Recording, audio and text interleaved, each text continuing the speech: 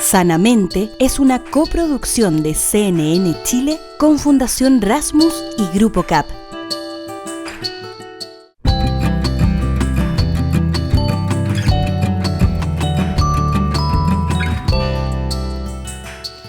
Hola, ¿cómo están? Bienvenidos, bienvenidas a una nueva edición de Sanamente que, como nos encanta, trae un montón de temas hermosos. Hoy vamos a hablar sobre la creatividad.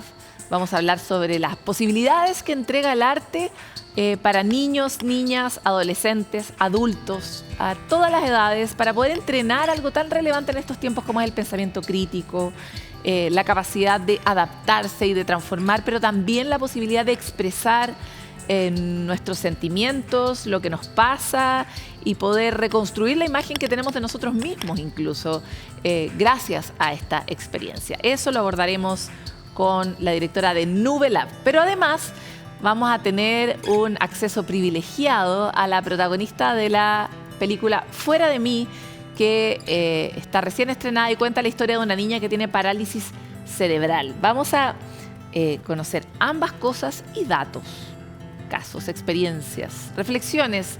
Y así comienza un nuevo capítulo de Sanamente. Una nueva película de Disney busca poner en el centro la conversación sobre inclusión. Fuera de mí es el título de esta nueva entrega que cuenta la historia de una niña con parálisis cerebral que debe cambiarse de un colegio a otro y en ese proceso tiene que enfrentar, por supuesto, nuevos y enormes desafíos, pero nos permite inevitablemente vivir una experiencia que nos es ajena, que conocemos poco y que queremos comprender más y mejor. Y para eso Miranda Aspe tuvo acceso privilegiado a los protagonistas y esta es su nota.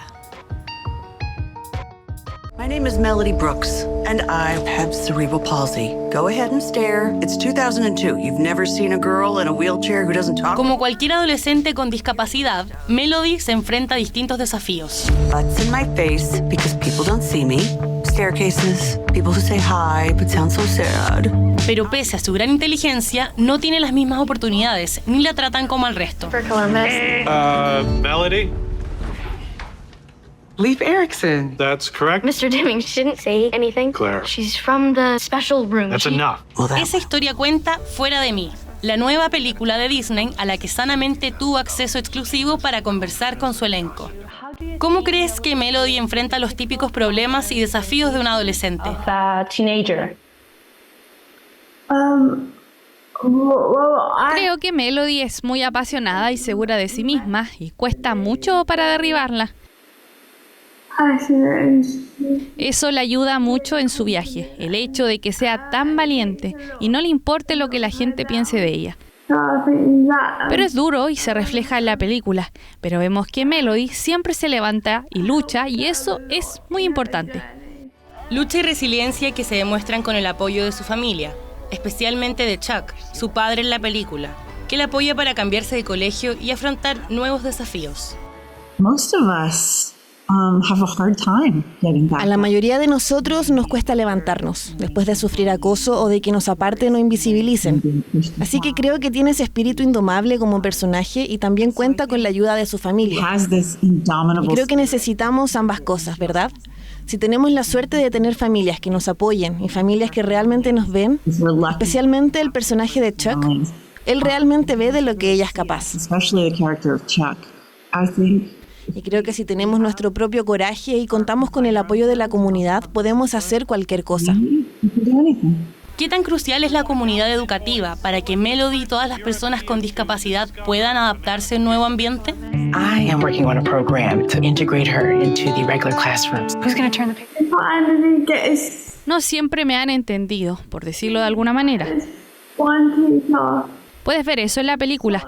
Lo importante que es que los profesores vean a sus alumnos.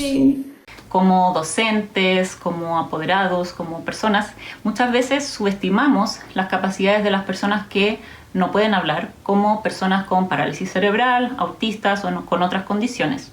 Por eso, un principio de la educación inclusiva es presumir competencia, es decir, no dar por hecho que solo porque una persona no use palabras no tiene nada que decir. Tenemos que entregarle todas las herramientas para tener una autoestima, para que pueda irse desarrollando en su vida con mayor seguridad en sí misma. Tenemos que entender que las barreras las pone el entorno y hay distintos tipos de barreras, barreras arquitectónicas, barreras actitudinales. Lo bueno es que como sociedad hemos ido transitando poco a poco a ser una sociedad más inclusiva. Who's gonna take her to the bathroom? I don't know, but it feels so right.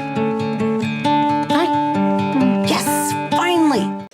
No es solo una película, no es solo una historia. Tiene un mensaje tan poderoso. Me gustaría que se contara en todo el mundo y que todo el mundo lo viera, lo entendiera y se llevara algo de esta película. Sí, estoy de acuerdo contigo. Creo que debería ser obligatorio verla en la escuela para que podamos ayudarnos unos a otros, tratarnos con dignidad y observarnos en todo nuestro espectro de humanidad. Fuera de mí, una película que invita a reflexionar sobre cómo entendemos la discapacidad, el acompañamiento en la educación y sobre todo la independencia, que ya está disponible en Disney+. Sometimes I need a push, but I won't be pushed around. Hey, don't write yourself off yet. ¿Cuáles son las herramientas que nos podría entregar el arte a esta nueva realidad que estamos viviendo y que cambia permanentemente? ¿Será que eso que hemos visto como accesorio, a veces como un lujo de pocos, se puede llegar a convertir en una estructura central en el desarrollo de las habilidades del futuro? Ese es el ecosistema donde vive Paula de Solmiñac, que ha desarrollado una metodología que busca justamente construir y diseñar experiencias artísticas que permitan entregar herramientas a niños, a jóvenes, que están cimentadas sobre la creatividad, sobre la sensibilidad, sobre la corporalidad. Cómo eso podría ayudarnos a navegar en este mundo tan complejo, es lo que queremos hablar hoy con ella, directora de Nube Lab. Bienvenida, muchas gracias por estar aquí en Sanamente. Hola Paloma, muchas gracias por la invitación. Paula, algo que nos pasa siempre con el arte es que es como el último invitado un poco, sin ofender, ¿verdad? Como que uno habla como de la ciencia, bueno, y también debería tener un poco de arte. Bueno, pensemos en la ciudad, bueno, y debería tener un poco de arte. Como que el arte siempre como un ingrediente final. Cuando miramos como en la escala del tiempo de nuestra propia historia, nos damos cuenta que en algún punto estuvo en el centro, ¿no? Y da la impresión de que hoy el arte puede ser como esa maicena que permite aglutinar sociedades, vivir nuestras experiencias, recuperar lo humano, eventualmente saber qué es lo propiamente humano y tanto más. Entonces quisiera saber cómo... Es ridículo preguntarle a un artista qué opinas que es el arte para el mundo, pero trata de pensar fuera de ti y decirnos qué es realmente el arte para esta sociedad en la que estamos hoy día. Sí, bueno, me ha tocado muchas veces pensar cómo hacer la defensa corporativa del arte en una sociedad y en general en un mundo en donde, como dices tú, dejó de ser relevante. Y una de las imágenes que tengo recurrentemente el último tiempo es esa situación como prehistórica, hombres y mujeres viviendo en las cavernas, calentándose con el fuego, cazando, protegiéndose de la vida y pintando y dibujando. Entonces digo, ahí hay algo que es muy esencial, porque tiene que ver con un acto físico, con el plasmar afuera de ti, algo que no tiene mucha racionalidad, pero pareciera que es una necesidad y no un accesorio, no un asunto que llega después, ¿no? Y el arte se parece mucho en ese sentido al lenguaje, porque existen muchos pueblos en el mundo que son ágrafos, que no tienen escritura, pero no existen pueblos que no tengan lenguaje. Y por lo menos mientras se estudian los pueblos uno siempre encuentra alguna manera de arte o alguna manera de expresión artística en todas las civilizaciones, ¿no? Sí, pues. O sea, yo creo que por algo se ha hecho tan famosa esa frase del artista alemán Joseph Beuys que decía todos podemos ser artistas, todos somos artistas. Y cuando tú tienes niños cerca, cuando tú recuerdas tu propia niñez, te das cuenta que sí sabíamos dibujar, todos. Solo que nos fuimos olvidando o el sistema educativo lo va relegando y después vamos pensando que dibujar, que es... porque el pensamiento visual es distinto que el lenguaje. Opera de otras maneras muy diferentes. Entonces, piensas después que dibujar es como saber copiar bien algo. Y eso al día de hoy no tiene ni un sentido, pues si tenemos unos celulares increíbles que hacen unas réplicas al instante, entonces uno se pregunta, ¿en qué me aporta algo que pareciera que estaba en mi naturaleza, que yo sabía hacer?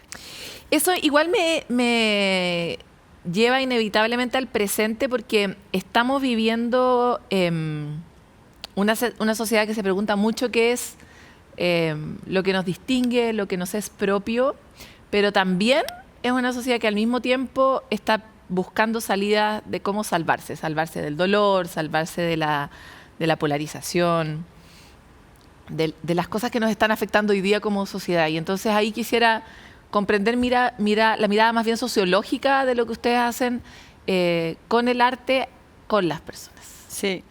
Sí, bueno, en Nube siempre somos enfáticos en decir que hacemos educación artística y educación a través de las artes. Ambas cosas interrelacionadas. Por una parte, la educación artística tiene que ver con la educación de los sentidos, con la libertad de pensamiento, con el poder discriminar, con el poder equivocarse, con el poder apreciar, con el poder disfrutar, con la dimensión estética. Y por otra parte, la educación a través de las artes la hemos desarrollado mucho a través del fomento y la investigación de la creatividad, que es una habilidad que comúnmente se asocia a las artes, a pesar de que todos podemos ser creativos en distintas disciplinas y en distintos ámbitos. Y ahí entonces hay una serie de habilidades, el pensamiento crítico, la experimentación, la colaboración, incluso la autonomía, la autoeficacia, que las ponemos, tratamos no de educarlas, sino que de fomentarlas en todos los participantes, en estudiantes, en docentes, incluso en familias, para que te puedan servir como se pueden llamar también habilidades blandas, habilidades transversales, habilidades socioemocionales, para que puedan, como decías tú, enseñarnos a hacernos las preguntas importantes, porque las respuestas pareciera que ya van a estar en cualquier chat. Exactamente. Bueno, eso es una de las grandes preguntas de la educación, que es cómo volvemos a retomar la senda de lo importante de enseñar, como puede ser, por ejemplo, el juicio crítico, hacerse las preguntas relevantes, cuestionar lo que estoy viendo, sobre todo cuando hoy la barrera entre la realidad, lo que es cierto y lo que no es cierto, está tan diluida. Va a ser bien importante al menos hacerte la pregunta, ¿será cierto esto que me están diciendo, esto que estoy viendo, ¿no? Poder distinguirlo, ¿no? Y entonces quisiera ir un poco más a qué hace exactamente Nube Lab.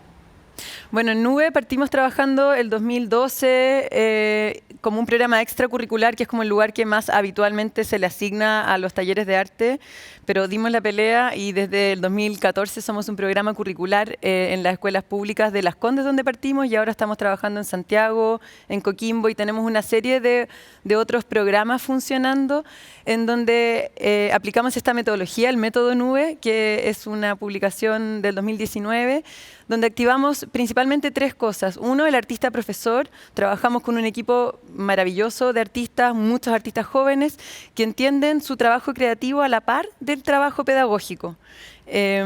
Por otra parte... ¿Puedes explicarme bien qué es eso? ¿Entender el trabajo creativo a la par del trabajo pedagógico quiere decir que mientras hago arte estoy enseñando? Eso es que le asigno el mismo valor o la misma importancia al trabajo que hago en mi taller para hacer un cuadro, por ponerlo en términos como muy clásicos, al trabajo al acto educativo, al momento en que yo comparto y le enseño a otros a hacer mis propios procesos creativos. Que es una obra gigante en sí misma, además. Sí, y enseñar eso a otros. Claro, requiere de partida de ganas de enseñar, de una pasión por compartir lo que tú haces. Pero eso pareciera que es muy propio del artista, porque el trabajo del artista como que nace, debe ser como el del periodismo también, ¿no? Como que nace con una vocación de comunicar y de compartirle a otros. Nadie hace un arte para dejarlo guardado en su taller.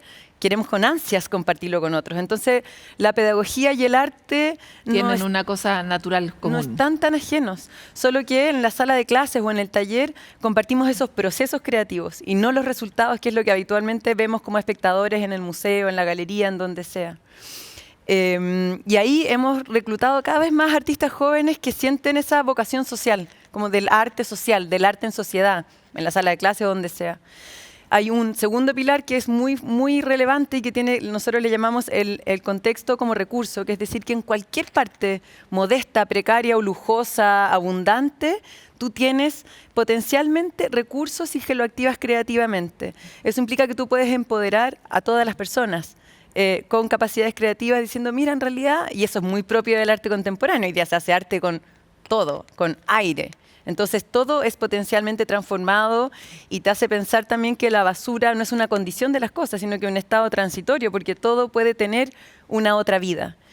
Y por otra parte está la metodología que parte desde la indagación en el taller hasta la evaluación, porque tú no sacas nada con hacer innovaciones maravillosas si no eres capaz de evaluarlas y demostrarle a otros que estás haciendo un proceso transformador. Entonces, háblame de eso en específico porque nos interesa mucho conocer, en este mundo como tan material, lleno de KPIs y de reglas como desde la ingeniería, ¿no? Entender cuáles son los indicadores del arte es súper relevante y sobre todo cuáles son los indicadores de transformación en escuelas públicas. O sea, cuenta un poco eso.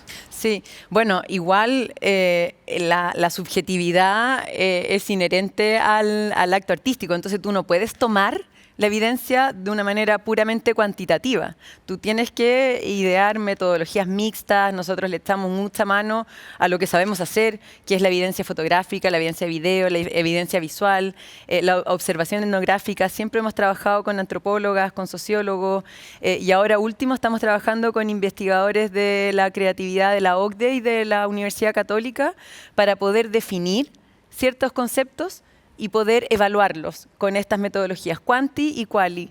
Entonces, vengo llegando, de hecho, hace unas pocas semanas estuve en el Summit de Creatividad que organiza OCDE en París y fue muy interesante porque me encontré con personas de distintas partes del mundo, de las artes y de otras áreas, que estábamos todos con el mismo dilema. O sea, ¿para dónde va la educación? La gente que era más vinculada a lo que hacemos nosotros en Nube, preguntándonos, bueno, ¿cómo es posible observarlo? Que entiendo que es un poco la base de tu pregunta. Y muchas cosas tienen que ver con conductas, con cómo tú te sientes contigo misma, o sea, el nivel de motivación. No conozco artistas no motivados, que no pueden salir del taller porque están felices y dichosos o terriblemente aproblemados haciendo sus obras de arte. Entonces, cuando tú ves comportamientos en motivación, que hoy día es demasiado importante para la reintegración escolar, por ejemplo, cuando sabemos que hay más de 200.000 estudiantes que están fuera del sistema, cuando tú ves autoestima, el aumento en las capacidades, decir, ¿sabéis que yo sí puedo? Nosotros tenemos un instrumento de pre-post en donde les preguntamos a los niños ciertas cosas antes de entrar al programa y cuando terminan el programa curricular, que es al final del año. Y el 90% dice, todos podemos ser artistas. Todos podemos. Es que quisiera entrar ahí porque tú sabes que Sanamente se dedica mucho a las experiencias sutiles de las personas, al dolor, a la construcción de autoestima o a la falta de ella. Y algo que vemos mucho en los niños y niñas y en los adolescentes es una crisis muy grande, no solo de autoestima, sino que mucho aumento de depresión, ansiedad y otro tipo de trastornos que además hoy sabemos que tienen muchos vínculos con la manera en la que se está viviendo la niñez y la adolescencia en estos tiempos, muy vinculado a pantallas, pero también muy vinculado a una sociedad bien hostil con la niñez y con la adolescencia. Entonces, me encantaría desde esos otros indicadores más sutiles, cómo ves que entran y salen los niños y niñas de estas experiencias. Sí. Mira, hay un director de una escuela en Santiago Centro al cual le debemos mucho, que una vez nos dice, es que ustedes lo que hacen es crear en los estudiantes proyectos de vida. Y digo, pero ¿cómo? Me dice, sí, porque ustedes trabajan con las familias, trabajan con los estudiantes, trabajan con los recursos, con las acciones, etcétera, etcétera. Entonces, como que traté de indagar un poco en su mirada, porque es tan difícil a veces como verse uno mismo, por mucho que usemos muchos instrumentos, de ver cuáles son esos esos logros. Entonces, lo que tenemos mucho son testimonios de papás. Lo que pasaba hace muchos años era que llegaban papás y mamás al taller de nube, a la exposición que hacíamos de final de año, y decían, no te creo que mi hija hizo eso. Y yo le decía, pero ¿por qué no crees? Y era porque el sistema escolar más tradicional ya la había como liquidado un poco, ¿no es cierto? Le habían dicho, mira, es mala para la matemática, es disruptiva, anda siempre como con la cabeza en la luna, mala estudiante. Y sucede que esos estudiantes o ese perfil de personas con las artes encuentran su lugar específico situado en el mundo. Entonces, eso que empezó como de la anécdota que a mí me enfurecía un poco, empezó a ser un tono más recurrente y asociado también mucho a los espacios de bienestar. Entonces, ha sido bonito en estos 2 años de investigación de creatividad, como nos hemos dado cuenta que nuestros indicadores tienen una funcionalidad extrínseca, o sea, el pensamiento creativo, artístico te puede servir para bla, bla, bla, bla, bla, o tiene una finalidad en sí misma, que es dotarte de un cierto sentido de bienestar, del flow que se dice en psicología de la creatividad, esa sensación de wellness, ¿cómo se llama?, de dopamina, ¿no? Como decir, me siento bien, estoy bien parado en el mundo y a partir de aquí puedo construir mis propios propósitos de vida, que yo creo que eso es lo que de alguna manera leo en tu pregunta, cómo siendo, independiente de la edad que tenga, que también eso es bonito del arte, porque tú no estás estudiando, bueno, no tengo nada en contra de las matemáticas, pero a veces se te hace como que tienes que pasar mucha materia para entender para qué te servían. En cambio, acá es como un fin en sí mismo, ¿no? Aprendo a pintar, aprendo a hacer esto. Y me siento bien en el momento en que lo hago. Y me siento bien en el momento en que lo hago y me siento capaz si estoy haciendo algo en la vida real. Y yo creo que eso es súper importante porque creo que vamos a tener que acostumbrarnos a un sistema educativo renovado, en donde estudiantes entren y salgan por distintas razones, en donde haya gente mayor, porque vamos a vivir muchos más años, ansiosas y con ganas de aprender cosas nuevas, en donde van surgiendo muchos nuevos conocimientos y nos vemos en la necesidad a nuestra edad de tener que aprender y entender todo de nuevo. Entonces la educación yo creo que ya va a ser a lo largo, a lo ancho, en todos los momentos de la vida. Entonces, eso de hacerte la pregunta y de poder resolverla haciendo, que es muy propio del arte, creo que es evidente en sí mismo. Paula, se nos acaba ahora el tiempo, pero quería saber cómo de qué manera está evolucionando esta idea, pensando en no solo en niños y adolescentes, sino también, yo antes te decía, bueno, este curso está para grandes, porque yo sería alguien que lo querría tomar, ¿no? Por lo mismo que estás diciendo tú, en parte porque necesitamos pensar de una manera distinta, necesitamos exponernos a experiencias donde podamos ejercitar la creatividad, que es algo que este mundo no necesariamente nos ofrece, y también necesitamos espacios distintos de esta vida para conectarnos con otras dimensiones del alma. Entonces, también quería saber un poco si han pensado en evolucionar hacia otros públicos. Sí, o sea, este año cumplimos 10 años, que es súper algo que valoramos mucho porque es un proyecto autogestionado en el ámbito de las artes y la cultura. Pucha que es difícil. Un viacrucis en el fondo. Más o menos, pero tú entras al taller de nube y la gente es feliz a pesar del esfuerzo, o al menos eso yo veo, y estamos muy, muy empeñados en hacer de nube un taller abierto y un espacio de bien público. ¿Y a qué me refiero con eso? Un espacio que esté abierto a todas las personas. Hoy día aunque no sean de Las Condes. Aunque no sean de Las Condes, hoy día estamos... No, de hecho, el taller está dentro del parque Padre Hurtado, que está en La Reina, y va gente de distintos lugares, y nosotros tenemos el Nube Va, que nosotros vamos a distintos lugares, pero históricamente lo que hemos hecho nunca ha sido aniñado. Nos interesaba la educación pública, y ahí nacimos, pero lo que nos interesa es el arte público. Eso significa público, y público es de todos. Y recuperar los espacios públicos, recuperar los espacios cívicos, la conversación democrática, porque no te olvides que el artista siempre ha sido medio disruptor, entonces mira siempre como en entre líneas todo, y eso permite observar los matices de la vida. Y si estamos todos observando los matices, no vamos a ser polares, no vamos a estar en desacuerdo, sino que vamos a decir, ok, tú lo ves así y yo lo veo así. Y eso da vuelta a lo subjetivo, que a veces decimos, es subjetivo. Pero lo subjetivo también tiene una condición positiva. Y creo que eso...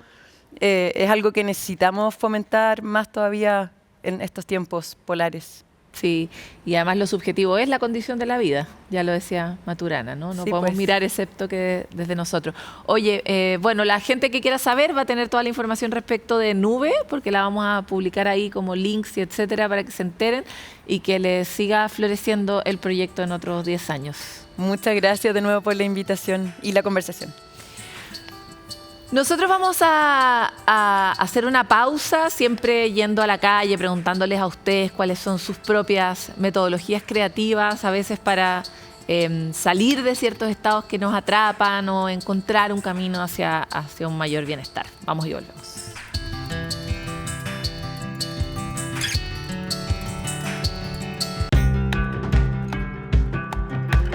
Hola, yo me llamo Sofía, tengo 19 años, soy estudiante y cuando yo me siento muy estresada o muy ansiosa, a mí lo que me ayuda es hacer deporte, ir a escalar, ir a trotar, como lo que más me desestresa. Ahora por tiempo he tenido menos tiempo para hacerlo, pero trato de ir por lo menos una vez a la semana, salir a trotar, o lo que más me gusta es escalar. Me libera, me hace tener la mente en blanco y me ayuda a concentrarme mejor.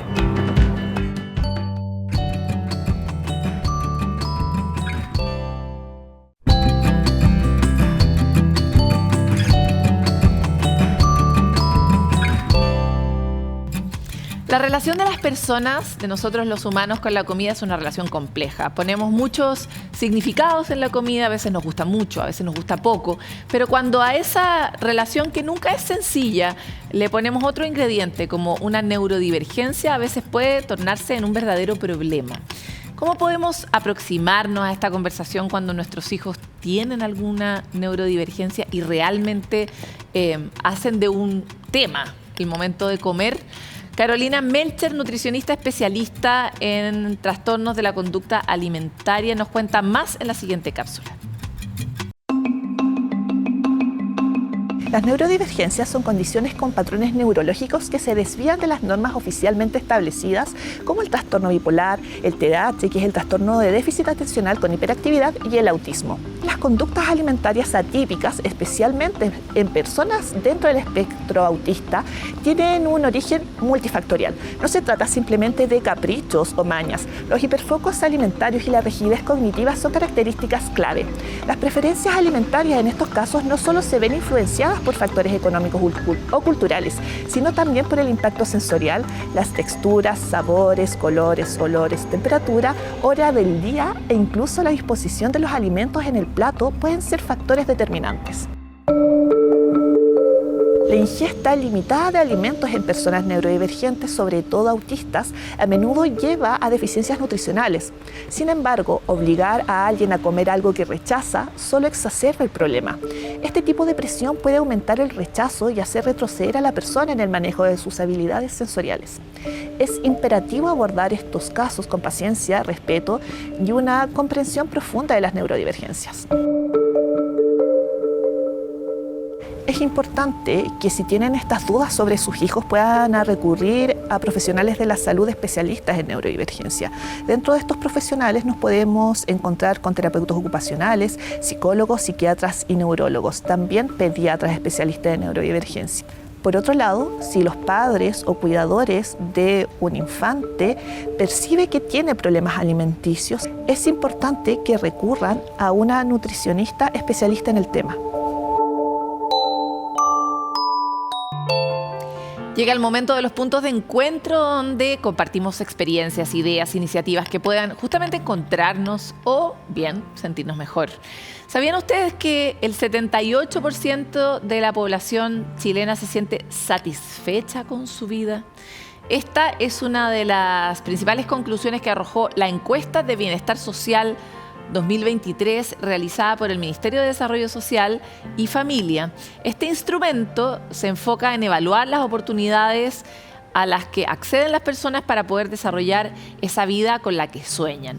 Otro de los resultados que vale la pena destacar es que la mayoría de las personas que viven en Chile experimenta un balance afectivo positivo, o sea, sienten emociones de felicidad y tranquilidad mucho más de lo que sienten otras emociones incómodas, como por ejemplo el enojo o la tristeza. Asimismo, el estudio dice que persisten las brechas de género significativas en todas las categorías de salud mental. ¿Nos sorprende? No. porque las mujeres reportan consistentemente niveles más bajos de bienestar en comparación con los hombres. Respecto de los desafíos que tiene Chile para tener mayores niveles de bienestar y otras cifras que este estudio trae, nos comenta la subsecretaria de Evaluación Social, Paula Poblete.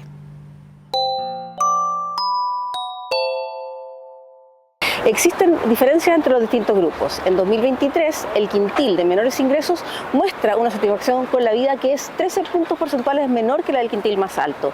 Y las personas mayores de 60 años son las que presentan la menor satisfacción en comparación con los otros tramos etarios. Los resultados nos desafían en áreas en las que el gobierno ha definido como prioritarias: seguridad pública, seguridad social y seguridad económica. Estas son las prioridades que han guiado cada presupuesto público, reflejando nuestro compromiso con el bienestar de todos y todas. O sea, la desigualdad del bienestar es socioeconómica, pero también es de género, lo que está muy relacionado con nuestro siguiente punto, porque cada 10 minutos una mujer es asesinada en el mundo. Este dato ocupa el eje central de la campaña Únete, liderada por ONU Mujeres, para hacer un llamado relevante, fuerte, a los gobiernos, a las empresas, a las organizaciones de la sociedad civil, a los medios de comunicación, para que nos podamos unir frente a la violencia contra la mujer.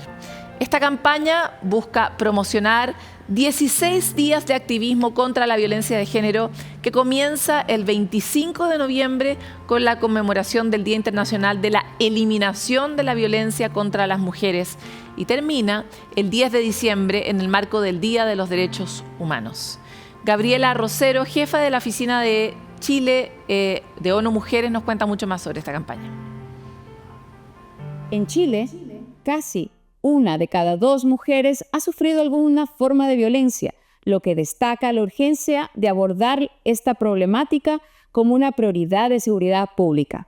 Asimismo, es crucial fomentar la cultura del consentimiento, una herramienta clave para prevenir la violencia y promover el respeto y la dignidad de todas las personas.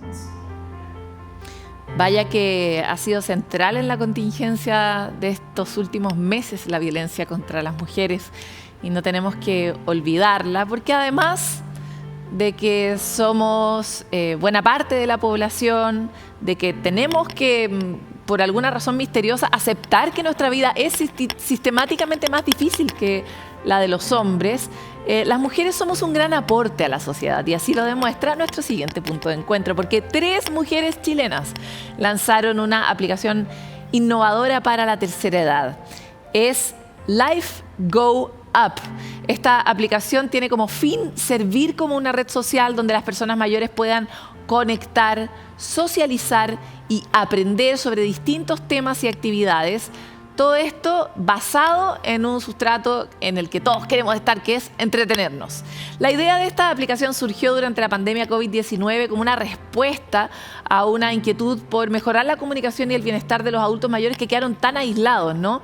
Hoy la aplicación, que ya se encuentra disponible para descargar en los distintos dispositivos a través de Apple y Android, tiene charlas con profesionales, informaciones de actividades recreativas y culturales y de esta manera ofrece una variedad de alternativas para las personas mayores que requieren establecer nuevos vínculos cuando se han despreocupado mucho, por ejemplo, de su vida social, todo el tiempo que han trabajado y de pronto se encuentran muy solos y necesitan a la comunidad para mantener su salud mental y emocional en buenos niveles. Por eso queremos escuchar las palabras de sus creadores. Hola, soy Carmen Gloria Góngora, cofundadora de Life Go Up, donde creemos que la longevidad no es solo vivir más, sino vivir mejor. Sabemos que cada etapa de la vida trae nuevas oportunidades y por eso diseñamos un espacio intuitivo que inspire, acompañe y transforme. Life Go Up combina la tecnología con la humanidad para promover un envejecimiento activo, ofreciendo clases, experiencias y espacios para compartir. Queremos que cada persona descubra que nunca es tarde para aprender, conectar y disfrutar al máximo. Imagínense lo importante de poder llegar a la tercera edad con un sentido de pertenencia. Si no hay un grupo, armarse ese grupo rápidamente y también encontrar maneras de mantenerse activo y de buscar un nuevo propósito tal vez en esa etapa que le dé orientación a nuestra vida, a nuestra felicidad cotidiana, ¿no? Ahora queremos volver a la calle, como siempre, a escuchar todo lo que ustedes nos cuentan, en este caso, sobre cómo manejar las emociones.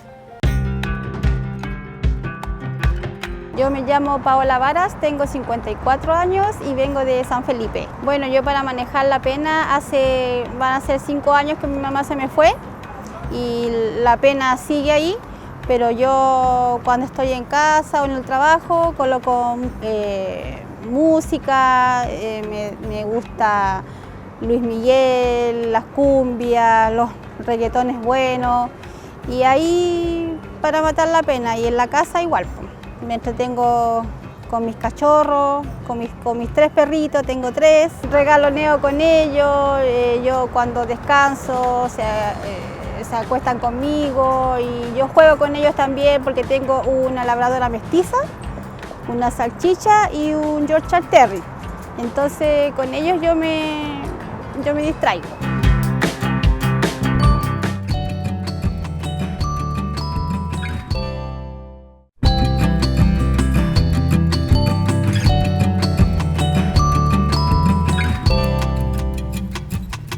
Muchas veces cuando vivimos una experiencia de duelo de alguien que queremos mucho, vivimos distintas emociones: tristeza, dolor, angustia, cierta sensación como de estar desconcertados, ¿no?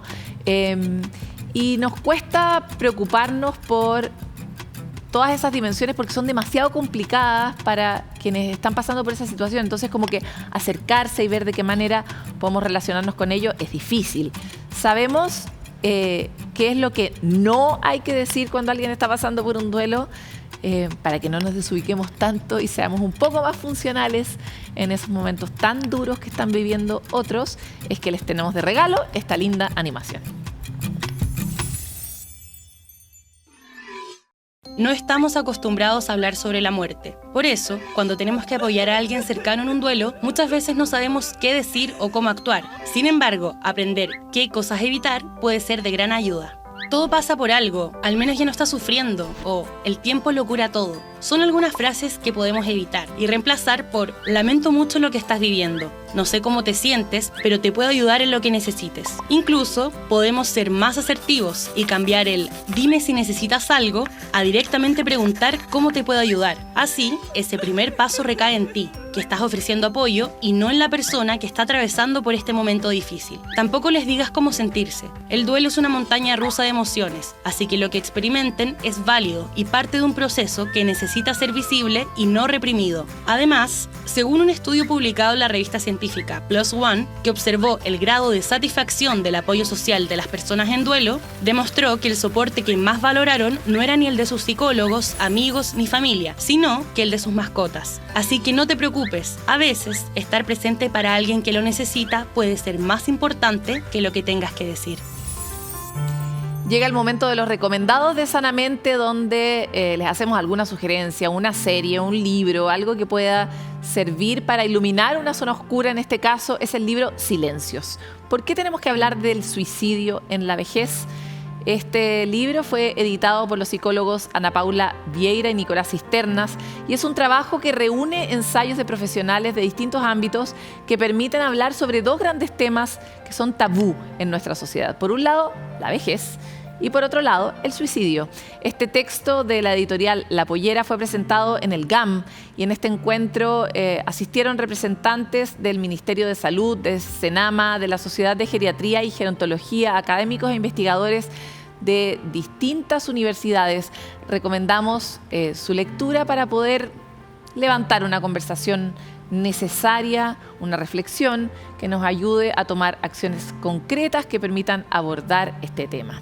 El libro está disponible en las principales librerías del país y Ana Paula Vieira, una de las autoras, nos cuenta más. El objetivo de este libro, Silencios, porque debemos hablar del suicidio en la vejez, es destapar los velos que esconden una realidad silenciada e invisibilizada en nuestro país, que es el suicidio en la vejez. Debemos dar voces a las personas mayores que sufren en silencio, por ser una carga para la familia, por sentirse así, por sufrir en silencio y no ser acompañada por los familiares, la comunidad, el Estado. Si ustedes han visto otros capítulos de Sanamente, saben que tenemos una cierta fijación en general con el bienestar humano, pero en particular con el bienestar de niños, niñas y adolescentes. Y es que en Chile tenemos una deuda bien antigua con la niñez. En esta semana en que se celebró el Día Mundial de la Infancia, volvemos a poner énfasis en lo central que es esta etapa tan relevante en la vida de una persona y que determina bastante cómo llega esa persona, cuán sana emocionalmente llega al periodo de la adultez. Esta etapa de la vida es una etapa donde se siembra mucho del tipo de adultos de los que queremos que se constituya la sociedad en el futuro, y por lo mismo cualquier inversión en ella nos parece no solo necesaria, indispensable, sino que siempre debiera crecer, ¿no? Y sin embargo nuestro país sigue teniendo una enorme deuda en cuanto a acciones concretas que permitan resguardar la etapa de la infancia o de la adolescencia, pero también vuelve a cometer ciertos errores como poner en vela esta pregunta sobre si se pueden seguir financiando proyectos relevantes para nuestro país. Durante la discusión de presupuesto, una de las cosas que ha tambaleado sistemáticamente es justamente el programa Chile Crece Contigo, que es uno que ha abordado de una manera muy proactiva la etapa de la infancia, cuyos resultados hemos podido mostrar en notas previas en Sanamente y en entrevistas, y cuyo detalle ustedes pueden conocer a través de su web. Pero es un programa que beneficia a 2.200.000 usuarios y usuarias en todo el país a través de 10 programas de apoyo a la salud mental infantil, del desarrollo infantil integral, del cuidado de los niños antes de nacer y cuando son apenas unas guaguitas. Financia también el teléfono que permite cuidar a la infancia, entre otras muchas cosas y entre otros muchos impactos que tiene para las personas y para los niños que crecen después, ¿no? Es muy relevante que no deshagamos lo que se ha hecho más o menos bien, ¿no? Es difícil avanzar en esta época, por supuesto que es difícil priorizar el presupuesto, pero es de alguna forma aceptable que no prioricemos en los niños, sobre todo cuando son guaguitas, como si no pudiéramos dar derecho a los niños y niñas a nacer de una forma digna, de una forma amorosa, en un país que les dé la bienvenida, en un país que tiene una tasa de natalidad cada vez más baja, que al menos a los niños que nazcan le dé la bienvenida como corresponde. Queremos hacer un alto en el camino y invitar a todas las personas que toman decisiones, a quienes discuten, aprueban y permiten que estos proyectos avancen, que lo llamamos un poco a la conversación del sentido común, ¿no? Hay un par de cosas que debiéramos todos cuidar y una de ellas sin duda es la infancia de los chilenos y chilenas. Por lo mismo queremos incentivar a que en este periodo que viene hacia adelante, donde parece que estamos retomando una senda de mayores acuerdos, o al menos eso dicen algunos datos de las elecciones y algunos estudios, como el estudio de polarizaciones, podamos encontrar cuáles son esos mínimos comunes que nos multiplican a todos. ¿Y qué es eso sino los niños y niñas, no? Todos tenemos un niño o una niña significativa, a veces es nuestro hijo, otras veces es el hijo de otro, pero todos esos niños son los niños de Chile. Y por lo mismo los invitamos a ser parte de un país amable, amoroso, que cuide la infancia y que proteja a las personas y su salud mental en el futuro. Para cerrar, recomendamos, por supuesto, el Fono Infancia, pues llamando al 800-200-818 desde cualquier teléfono fijo o celular o a través del chat que está disponible en fonoinfancia.cl. Ustedes pueden encontrar ayuda de lunes a viernes y pueden hacer preguntas sobre cómo cuidar y ser agentes activos en la protección de las infancias de nuestro país. Nosotros desde Sanamente les enviamos un gran abrazo y una gran invitación a que podamos avanzar en esta tarea pendiente que tenemos con los niños y niñas, particularmente con los más vulnerables, pero con todos en general, que los podamos mirar de una manera más cuidadosa y amorosa, que podamos proteger su derecho a convertirse en adultos sanos. Es una tarea que tenemos muy pendiente y con la que tenemos una gran deuda, y por lo mismo los invitamos a ser parte. Hay un montón de entrevistas sobre la relevancia de la infancia, un montón de cápsulas sobre la importancia de cuidar la infancia que pueden encontrar en nuestro sitio de Sanamente. Nosotros nos vemos en el siguiente capítulo, siempre por CNN Chile.